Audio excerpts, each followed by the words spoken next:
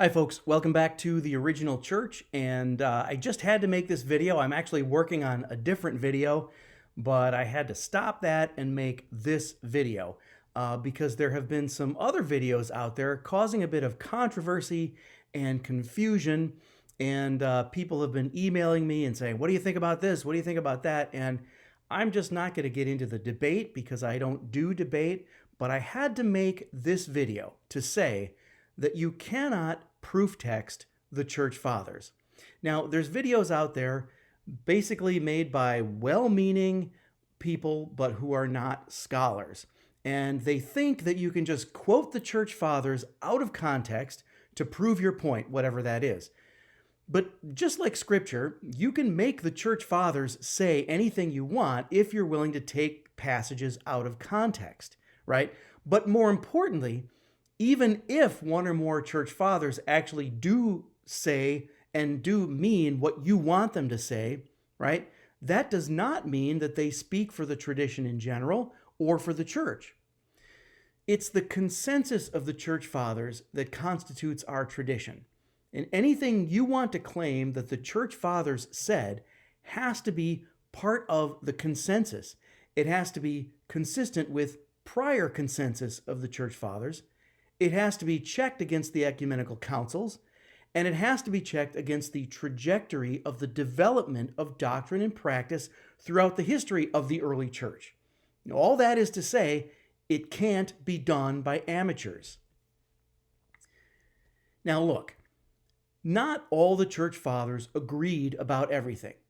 And so if you want to say what you think the church fathers said, you need to have read widely enough in the church fathers to know who the outliers are. And outliers can be dismissed as such.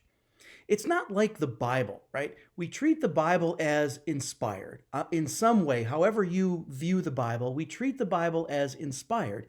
And in the Bible, if you have an apparent contradiction, well, then you look at them side by side and you interpret them asking the question, how is it that both of these can be true? So for example, we have Bible passages that talk about the divinity of Christ, and we have Bible passages that talk about the humanity of Christ. The heretics were the ones who picked one and discarded the other, either emphasizing the humanity of Christ and throwing out the passages, or allegorizing or reinterpreting the passages about his divinity, or the other way around, right? But the mainstream church doesn't do that. The mainstream church says we have passages that show us the humanity of Christ, we have passages that show us the divinity of Christ, and we need to interpret the Bible so that both are true. He is both human and divine. That's the Bible. But with the church fathers, it's not the same. With the church fathers, because they are not inspired, at least not in the same way that the Bible is, right? With the church fathers, if you have a contradiction, if you have church fathers who disagree with each other, you can ask the question, which one is right and which one is wrong? And as long as you do that, according to the consensus of prior tradition and the development within the mainstream of the early church, you can actually dismiss some of the things that some of the church fathers said as being inconsistent with the consensus and with the development of doctrine. On top of that, not all the church fathers were right about everything. They are sometimes wrong, just flat out wrong. For example, Irenaeus of Lyon, excellent on theology, not so good on dates. He thought Jesus' ministry was during the reign of Claudius. It wasn't. So don't quote Irenaeus on dates. What about Augustine, doctor of the church, beautiful Trinitarian theology, orthodox on so much? The church rejected his teachings on predestination, right? So even the great Saint Augustine could be wrong about things. And I'm going to have an online forum to talk about that coming soon. And so the church fathers can be wrong about some things. And so you cannot just pull quotes out of them without understanding the bigger picture. And there are even some early church writers that are considered church fathers who were actually heretics.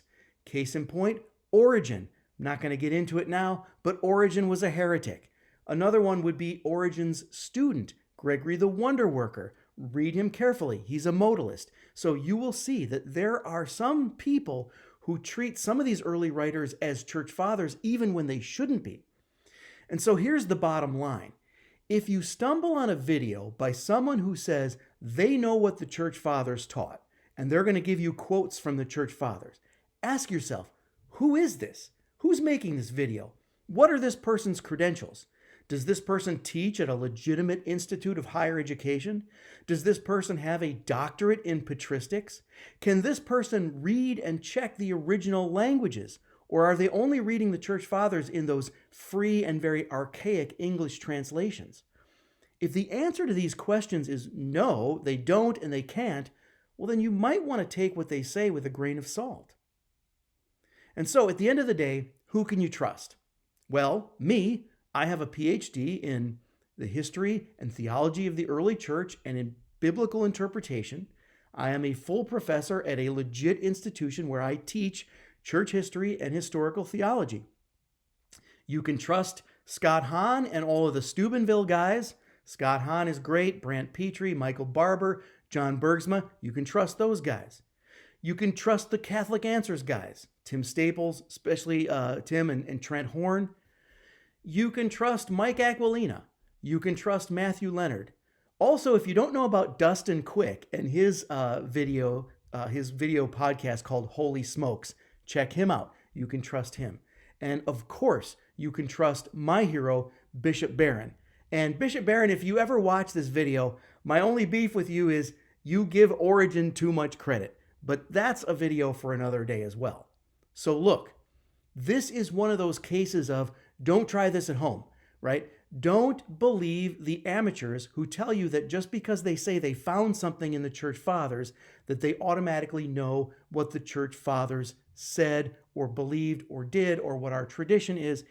You have to have spent, like I did, a career reading the church fathers to know the bigger picture and what they say in general, right? You wouldn't watch YouTube videos about heart surgery from someone who was not a cardiologist, right? Don't do that with patristics either. Thanks for joining me. I'll see you next time. Hey, thanks for watching this video all the way to the end. I really appreciate that. Please share this video with your friends and please join me in the Original Church community on locals.com. Don't forget that if you join the Original Church community on locals.com, you can join me each week for a live, in-depth, chronological Bible study. It's live streamed every Saturday, but you can watch it later if you're not available. So join me for that and I'll see you there. I hope to see you there. I hope to see you there and I'll see you there.